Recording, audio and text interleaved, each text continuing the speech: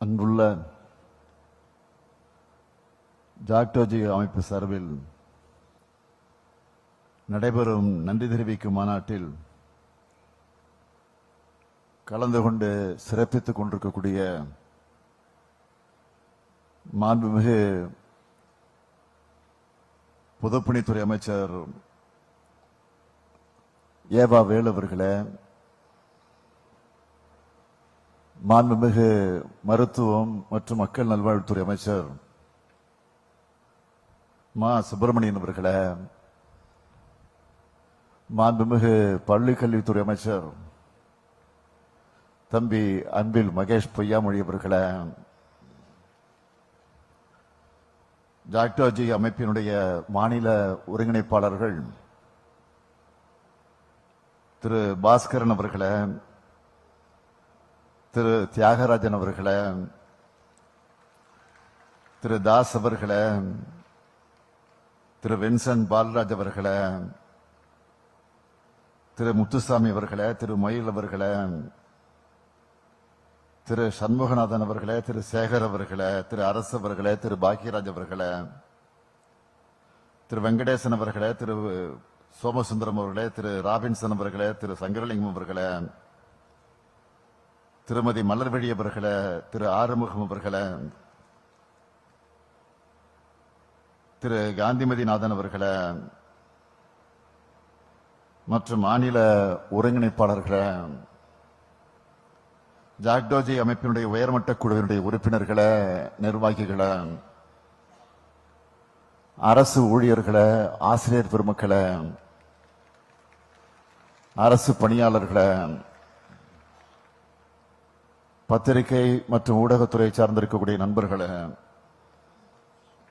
உங்கள் அனைவருக்கும் என்னுடைய அன்பான வணக்கம். முதல்ல உங்ககிட்ட நான் சொல்லிக்கொள்ள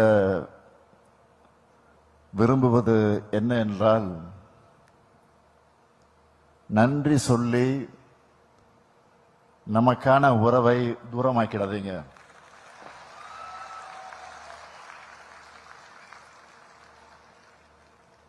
உங்க வேர்வை துளிகள் மதிக்கப்படணும்,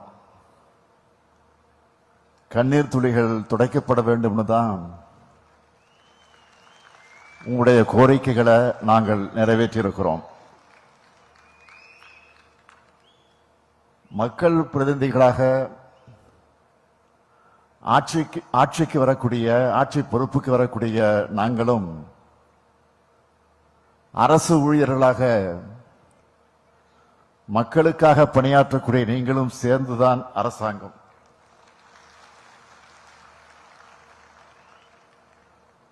ஒரு நாணயத்தினுடைய 2 பக்கங்களாக இருக்கக்கூடிய அமைச்சரவையும் அரசு ஊழியர்களையும் ஒரு சேர பார்க்கிறதுல நான் மிகுந்த மகிழ்ச்சி அடைகிறேன். இந்த மகிழ்ச்சி எனக்குள் மட்டுமல்ல, உங்களுக்குள்ளேயும் இருக்கிறத உங்கள் முகங்களை பார்க்கிற போதே தெளிவாக தெரிகிறது. நம்ம திராவிட மாடல் அரசு அரசு ஊழியர்களுடைய அரசாக இருக்கிறது தான் இந்த மகிழ்ச்சிக்கு காரணம். இது நம்முடைய தமிழக தலைவர் கலைஞர் வகுத்து தந்த பாதை. கலைஞர் ஆட்சி காலம் என்பது அரசு ஊழியர்களின், ஆசிரியர்களின், அரசு பணியாளர்களின் நலன் காக்கக்கூடிய பொற்காலமாக இருந்தது. நிலம் நனைக்கும் வானம் போல அரசு ஊழியர்களுக்காக தலைவர் கலைஞர் அவர்கள் செஞ்ச சாதனைகளையும் சீர்திருத்தங்களையும் சொல்லணும்னா இந்த ஒரு மாநாடு போதாது. எனவே அந்த சாதனைகள்ல முக்கியமான சிலவற்றை மட்டும் விரிவாக அல்ல, விளக்கமாக அல்ல, தலைப்புச் செய்திகளாக நான் சொல்ல விரும்புகிறேன். அரசு அலுவலர்கள் நடத்தை பற்றிய ரகசிய குறிப்பீடு நீக்கம். இந்தியாவிலேயே முதல் முறையாக அரசு ஊழியர் குடும்ப பாதுகாப்பு நிதி. பணிகாலத்தில் இறக்கும் அரசு ஊழியர்களின் வாரிசுக்கு கருணை அடிப்படையில் பணி. ஈட்டிய விடுப்பை சரண்டர் செஞ்சு பணமாக பெறும் திட்டம் அமல். திருமண கடன், வாகன கடன், வீடு கட்ட கடன். மருத்துவ காப்பீட்டு திட்டம். 6 மாதத்திற்கு ஒரு முறை ஒன்றிய அரசு ஊழியர்களுக்கு பஞ்சப்படி உயர்த்தும் போதெல்லாம் மாநில அரசு ஊழியர்களுக்கும் உயர்த்தி வழங்கினார். பொங்கல் கருணத்தொகை தொகையை போனஸாக வழங்கினார். ஒளிவு மறைவற்ற கலந்தாய்வு நடத்தி பணி மாறுதல்கள். அரசு பணியில் சேருவதற்கான வயது வரம்பு உயர்வு. 10,000 சாலை பணியாளர்கள் நியமனம். 7,000 மக்கள் நல பணியாளர்கள் நியமனம். பண்டிகை முன்பணத்துக்கு வட்டி நீக்கம். 2 லட்சம் சத்துவ பணியாளர்களுக்கு காலமுறை ஊதியம். ஓய்வு கால பணிகொடை உச்சவரம்பு உயர்வு. புலவர் பட்டம் பீலிட் பட்டமாகி தமிழாசிரியர் பணியிட பாகுபாடு நீக்கம். அரசு ஊழியர்களுக்கும் ஆசிரியர்களுக்கும் ஒன்றிய அரசுக்கு இணையான சம்பள விகிதங்கள். இப்படி அரசு ஊழியர்களுக்கும் ஆசிரியர்களுக்கும் தொடர்ந்து நன்மையை மட்டுமே செஞ்ச ஆட்சிதான் தலைவர் கலைஞர் தலைமையில் இருந்த ஆட்சி. அரசியல்ல கொள்கை பிடிப்போடு இயங்குகிற நாங்க மக்கள் நலனுக்காக உருவாக்கக்கூடிய திட்டங்களை வெற்றிகரமா அவங்க கிட்ட கொண்டு போய் சேர்க்கிற பெருங்கடமையை செய்யக்கூடியவங்க அரசு ஊழியர்களாக நீங்க தான். அதே போல ஆசிரியர்கள் செய்வத பணி என நான் சொல்ல மாட்டேன். நீங்க செய்யறது தொண்டு. உங்களால தான் இந்தியாவில் பள்ளி கல்வியில சிறந்த மாநிலமாக 2வது சிறந்த மாநிலமாக நம்முடைய தமிழ்நாடு இன்றைக்கு விளங்கி கொண்டிருக்கிறது. நீங்க பாடுபட்டு உருவாக்கினவங்க தான் உலகம் முழுக்க நல்ல பணிகளையும் பொறுப்புகளையும் இருந்து தமிழ்நாட்டுக்கும் இந்திய நாட்டுக்கும் பெருமை சேர்க்கிறாங்க. இப்படி இந்தியாவோட எதிர்காலமான மாணவர்களை உருவாக்கி கொண்டிருக்கிற ஆசிரியர்கள் மற்றும் பேராசிரியர்களுடைய நலனை பாதுகாக்கிற அரசு தான் திராவிட முன்னேற்ற கழகத்துடைய அரசு. நம்ம திராவிட மாடல் அரசுல நாட்டுக்கே முன்னோடியான முத்திரை திட்டங்களை செயல்படுத்திக்கிட்டு இருக்கிறோம். இங்கே நண்பர்கள் குறிப்பிட்டு சொன்னார்கள். கலைஞர் மகளிர் உரிமை திட்டம், மகளிர் விடியல் பயணம், முதலமைச்சரின் காலை உணவு திட்டம், புதுமை பெண், தமிழ் புதல்வன், நான் முதல்வன், இல்லம் தேடி கல்வி, எண்ணும் எழுத்தும், ஊட்டச்சத்தை உறுதி செய், மக்களை தேடி மருத்துவம், இன்னுயிர் காப்போம், நம்மை காக்கும் 48, நலன் காக்கும் ஸ்டாலின், பாதம் காப்போம், இதயம் காப்போம், கலைஞர் கனவு இல்லம், அன்பு கரங்கள் திட்டம், அன்பு சோலை திட்டம், தோழி விடுதி, குறு சிறு நிறுவனங்களுக்கு கடன் உத்தரவாத திட்டம், கலைஞரின் அனைத்து கிராம ஒருங்கிணைந்த வேளாண் வளர்ச்சி திட்டம், கலைஞர் நகர்ப்புற மேம்பாட்டு திட்டம், உங்களுடன் ஸ்டாலின், கலைஞர் கைவினை திட்டம், மாற்றுத்திறனாளிகளுக்கான உரிமை திட்டம், உள்ளாட்சி அமைப்புகளில் மாற்றுத்திறனாளிகளுக்கு நேரடி நியமனம், முதலமைச்சர் கோப்பை, அயோத்திதாச பண்டிதர் குடியிருப்பு மேம்பாட்டு திட்டம், தொல்குடி திட்டம், டாக்டர் கலைஞர் விளையாட்டு உபகரணங்கள் வழங்கக்கூடிய திட்டம், பேராசிரியர் அன்பழகனார் கல்வி உட்கட்டமைப்பு மேம்பாட்டு திட்டம், பெருந்தலைவர் காமராஜர் கல்லூரி மேம்பாட்டு திட்டம், அண்ணல் அம்பேத்கர் தொழில் முன்னோடி திட்டம், முதலமைச்சரின் தாய் மாணவர் திட்டம், முதலமைச்சரின் கிராம சாலை மேம்பாட்டு திட்டம், கல்லூரி மாணவர்களுக்கு மடிக்கணினி திட்டம். இந்த பட்டியல் நீண்டு கொண்டே போகும். இந்த திட்டங்களால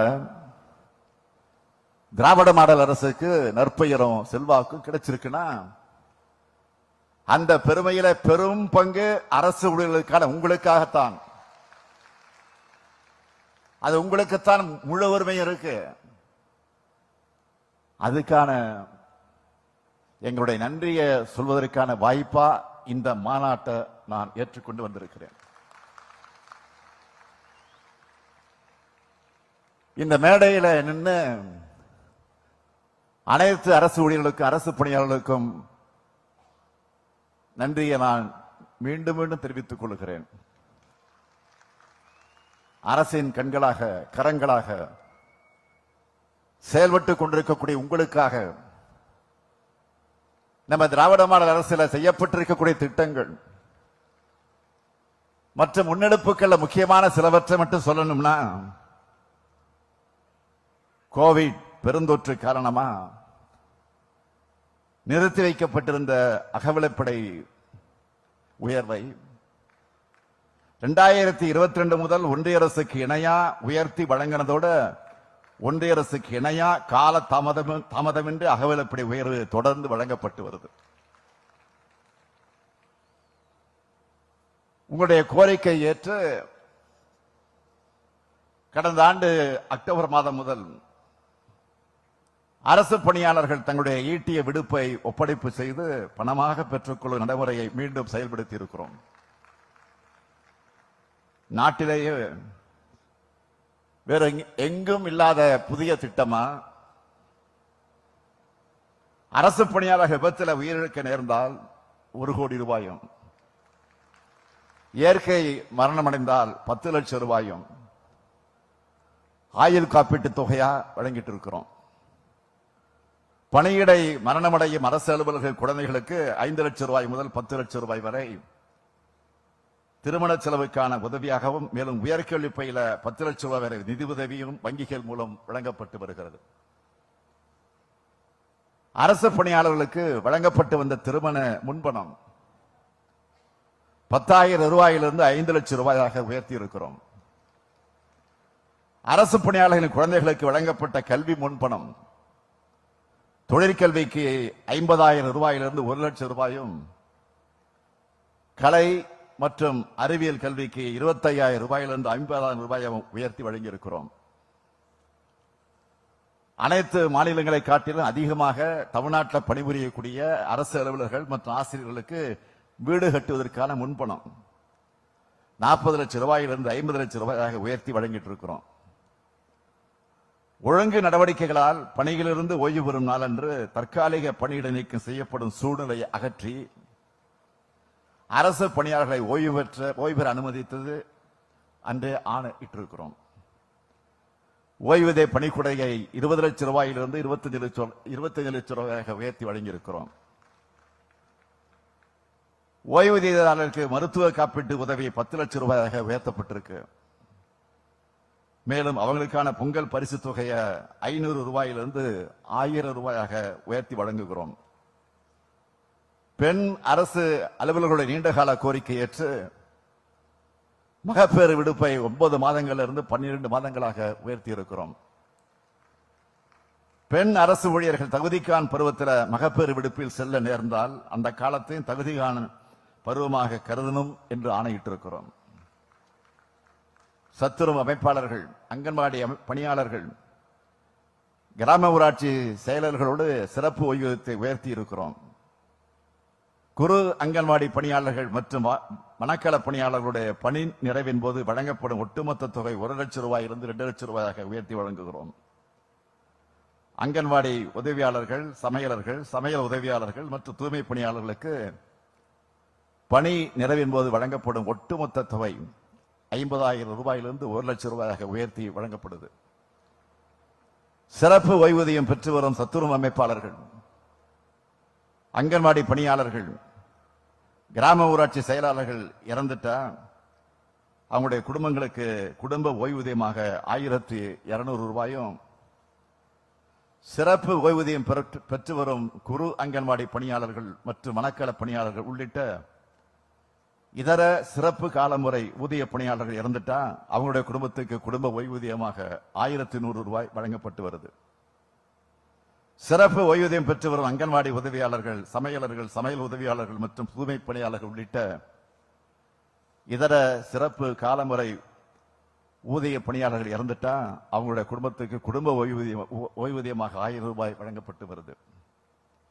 சிறப்பு ஓய்வூதியம் பெற்று வரும் இந்த பணியாளர்கள் உயிரிழக்க நேரிட்டா இறந்த பணியாளர்களுடைய இறுதிச் சடங்கு செலவினங்களுக்கு 20,000 ரூபாய் வழங்கப்பட்டு வருது. நிரந்தர ஆசிரியர் பணியிடங்களில் சேர்வதற்காக பகுதி நேர ஆசிரியர்களுக்கு சிறப்பு மதிப்பெண் அளிக்கப்படுது. இது எல்லாத்துக்கும் மகுடம் சூட்டுகிற மாதிரி உங்களுடைய 20 ஆண்டு கால கோரிக்கையை நிறைவேற்றுற வகையில் பழைய ஓய்வூதிய திட்டத்தோட பலன்களை வழங்கக்கூடிய புதிய திட்டமான தமிழ்நாடு உறுதியளிக்கப்பட்ட ஓய்வூதிய திட்டத்தை செயல்படுத்தி இருக்கோம். சொன்னாங்களே, இந்த அறிவிப்பு வெளியான அன்று கோட்டையில நாம் இனிப்புகளை பரிமாறிக்கொண்ட அந்த பாச காட்சி தமிழ்நாட்டில் வரலாற்றிலேயே இதுவரை பார்க்காத காட்சி. இவ்வளவு பெரிய திட்டத்தை எப்படிப்பட்ட சூழல்ல நிறைவேற்றி இருக்கோம்னு மற்ற எல்லாரையும் விட உங்களுக்கு நல்லா தெரியும். ஒவ்வொரு ஆண்டும் நமக்கான வரி பகிர்வை ஒன்றிய அரசு குறைச்சிக்கிட்டே இருக்கு. ஒன்றிய அரசுடைய திட்டங்களுக்கான நிதியை கூட குறைச்சிட்டு இருக்காங்க. அந்த நிதியை கூட முறையா வழங்குறது இல்ல. ஜிஎஸ்டி மாற்றங்களால மாநிலத்தோட வரி வருவாய் குறைஞ்சிட்டே வருது. இப்படிப்பட்ட சூழல்ல எல்லா துறைகளையும் நலத்திட்டங்களை செஞ்சாகணும். வருமானம் குறைவு, செலவு அதிகம், இதுதான் நம்முடைய நிலை. பேரறிஞர் அண்ணா தான் சொன்னார், பெட்டி இருக்கு, பூட்டு இருக்கு, சாவி இருக்கு, ஆனா பெட்டி காலியா இருக்குன்னு சொன்னார். திட்டமிட்டு செயற்கையா இந்த நிதி நெருக்கடியை உருவாக்குறாங்க. அரசியல் ரீதியாக மட்டுமல்ல, நிர்வாக ரீதியாகவும் அவங்களை வெற்றிகரமாக சமாளிச்சுதான் அரசு ஊழியர்களுடைய கோரிக்கைகளையும் நிறைவேற்றிட்டு இருக்கோம். பழைய ஓய்வூதியம் குறித்த கோரிக்கையை 22 ஆண்டுகளாக நீங்க வச்சுக்கிட்டு இருக்கீங்க. யார் ஆட்சியில இந்த உரிமை பறிக்கப்பட்டுச்சு? அதிமுக ஆட்சியில. அப்போ நீங்க நடத்தின போராட்டங்கள் சாதாரணமானதா? வேர்வை துளி சிந்தி உழைச்ச உங்களுக்கு ரத்த கண்ணீரை வர வச்சதுதான் கருணையில்லா அதிமுக ஆட்சி. ஆனா இது அனைவரையும் அரவணைக்கக்கூடிய கருணை வடிவமான திமுக ஆட்சி இப்போ. அதனாலதான் உங்களுடைய கோரிக்கைகளை எல்லாம் பரிசீலிச்சு அரசு அலுவலர்களுக்கான முறையான ஓய்வூதியத்தை வழங்குவதற்கான தகுந்த பரிந்துரைகளை வழங்க நம்முடைய அரசினுடைய கூடுதல் தலைமைச் செயலாளர் ககன்தீப் சிங் பேடி அவர்களை தலைமையில ஒரு குழுவை அமைச்சோம். அவங்களும் அறிக்கையை அளிச்சாங்க. தொடர்ந்து நம்முடைய மாண்புமிகு அமைச்சர்கள் ஏவா வேலு, தங்கம் தென்னரசு, அன்பில் மகேஷ் பொய்யாமிழ் ஆகியோர் உங்ககிட்ட உட்கார்ந்து தொடர்ந்து பேசினாங்க. உங்களுடைய நலன் மற்றும் எதிர்பார்ப்புகள், தமிழ்நாட்டுடைய நிதிநிலை, எதிர்காலத்தில் அனைத்து அரசு அலுவலர்கள் மற்றும் ஓய்வூதியதாரர்களுக்கு எந்தவித தடைகளும் இல்லாம முறையா ஊதியமும் ஓய்வூதியம் கிடைக்க செய்ய வேண்டிய பொறுப்புன்னு எல்லாத்தையும் பரிசீலனை செஞ்சுதான் தமிழ்நாடு உறுதியளிக்கப்பட்ட ஓய்வூதிய திட்டத்தை அறிவிச்சோம். இந்த ஓய்வூதிய திட்டத்தினுடைய பலன்களை சுருக்கமா சொல்லணும்னா, மாநில அரசு அலுவலக பெற்ற கடைசி மாத ஊதியத்தில் 50 விழுக்காடு உறுதியளிக்கப்பட்ட ஓய்வூதியமாக வழங்கப்படும். இதுக்கு பணியாளர்களுடைய 10 விழுக்காடு பங்களிப்போட ஓய்வூதிய நிதியத்துக்கு தேவைப்படுகிற கூடுதல் நிதி முழுவதையும் தமிழ்நாடு அரசு ஏற்கும். 50 விழுக்காடு உறுதியளிக்கப்பட்ட ஓய்வூதியம் பெறும் ஓய்வூதியதாரர்களுக்கு ஆண்டுதோறும் 6 மாசத்துக்கு ஒரு முறை அரசு அலுவலர்களுக்கு வழங்கப்படுவதற்கு இணையான அகவிலைப்படி உயர்வு அளிக்கப்படும். ஓய்வூதியராக இறந்துட்டா அவருக்கு ஏற்கனவே பரிந்துரைத்த குடும்ப உறுப்பினர்களுக்கு அவர் பெற்று வந்த ஓய்வூதியத்தில் 60 விழுக்காடு குடும்ப ஓய்வூதியமாக வழங்கப்படும். அரசு அலுவலர்கள் ஓய்வு பெறும் போதும் பணிகாலத்தில் இறக்க நேரிடும் போதும் அவரவரின் பணிகாலத்திற்கு ஏற்ப 25 லட்சம் ரூபாய்க்கு மிகாமல் பணிக்கூட வழங்கப்படும். புதிய உறுதியளிக்கப்பட்ட ஓய்வூதிய திட்டம் செயல்படுத்தப்பட்ட பின் ஓய்வூதியம் பெறுவதற்கான தகுதி பணி காலத்தை நிறைவு செய்யாம பணி ஓய்வு பெறும் அனைத்து அலுவலர்களுக்கும் குறைந்தபட்சம் ஓய்வூதியம் வழங்கப்படும். பங்களிப்புடன் கூடிய ஓய்வூதிய திட்டத்தின் பணியில் சேர்ந்து தமிழ்நாடு உறுதியளிக்கப்பட்ட ஓய்வூதியம் செயல்படுத்துவதற்கு முன்னர் இடைப்பட்ட காலத்தில் ஓய்வூதியம் இன்றி பணி ஓய்வு பெற்றவங்களுக்கு சிறப்பு கருணை ஓய்வூதியம் வழங்கப்படும். இனி இதை கருணை ஓய்வூதியம் சொல்லாம உங்களுடைய உழைப்புக்கான உரிமை தொகை என்றே வழங்குவோம். இந்த திட்டத்தை அறிமுகப்படுத்துறதுனால ஓய்வூதிய நிதியத்துக்கு தமிழ்நாடு அரசு கூடுதலா 13,000 கோடி ரூபாய் அளிக்கணும். இது மட்டுமல்லாம தமிழ்நாடு அரசு ஆண்டுதோறும் சுமார் 11,000 கோடி ரூபாய் அரசின் பங்களிப்பா வழங்கணும். இந்த பங்களிப்பு தொகை பணியாளர்களுடைய ஊதியத்திற்கேற்ப ஒவ்வொரு ஆண்டும் மேலும் உயரும். இப்போ தமிழ்நாடு அரசு சந்திச்சுட்டு வரக்கூடிய கடுமையான நிதி சூழலையும் அரசு ஊழியர்கள் மற்றும் ஆசிரியருடைய நலன்களை காக்கணும்னு இப்ப சொன்ன அத்தனை செலவினங்களையும் தமிழ்நாடு அரசு ஏற்கும்னு நான் உறுதியளிக்கிறேன். இந்த ஓய்வூதிய திட்டம் எவ்வளவு சிறப்பானது என்று தமிழ்நாடு அரசு ஊழியர் சங்கத்துடைய பொதுச் செயலாளர் திரு சோமசுந்தரம் அவர்கள் உள்ளிட்ட பலரும் பேட்டிகள் எல்லாம் கொடுத்திருக்கிறாங்க. நான் படிச்சு பார்த்தேன். அதையெல்லாம் நீங்க அனைத்து அரசு ஊழியர்களுக்கும் அவங்களுடைய குடும்பங்களுக்கு நீங்க எடுத்து செல்லணும். எதிர்கட்சி தலைவராக இருக்கக்கூடிய மாண்புமிகு திரு பழனிசாமி அவர்கள் ஆட்சியில் இருந்தப்போ அரசு ஊழியர்கள் எல்லாம் எப்படி கொச்சைப்படுத்தி பேசினார் குறிப்பிட்டு சொன்னாங்களா, எப்படி எல்லாம் விளம்பரம் கொடுத்தாங்க என்பதை பற்றி எல்லாம் நான் அதிகம் நினைவூட்ட வேண்டிய அவசியமே கிடையாது. ஒட்டுமொத்த தமிழ்நாட்டு மக்களுக்கு ஒரு எதிரான கூட்டணி அமைத்திருக்கக்கூடியவர்கள் அரசு ஊழியர்களுக்கு மட்டும் ஆதரவாக இருப்பாங்களா? சிந்திச்சு பாருங்க. ஆனா நாங்க அப்படி இல்லை. எங்களை பொறுத்த வரைக்கும் சொன்னதைத்தான் செய்வோம், சொல்வதைத்தான் செய்வோம். செஞ்சு உங்களுடைய பாராட்டுகளையும் பெறுவோம். நான் உறுதியாக சொல்லுகிறேன், உங்களுடைய கோரிக்கைகள், கனவுகள், எதிர்பார்ப்புகளை நாங்க நிச்சயம் திராவிட மாடல் 2.0 ஆட்சியிலும் தொடர்ந்து நிறைவேற்றுவோம். அரசு ஊழியர்களும் ஆசிரியர்களும் எங்களுக்கு பக்கபலமாக இருங்க. உங்களுக்கு பக்கபலமாக நாங்க இருக்கிறோம். வெல்வோம் ஒன்றாக. நன்றி, வணக்கம். செய்திகளை உடனுக்குடன் தெரிந்து கொள்ள நியூஸ் ஆன் தமிழ் சேனலை உடனே சப்ஸ்கிரைப் செய்யுங்கள்.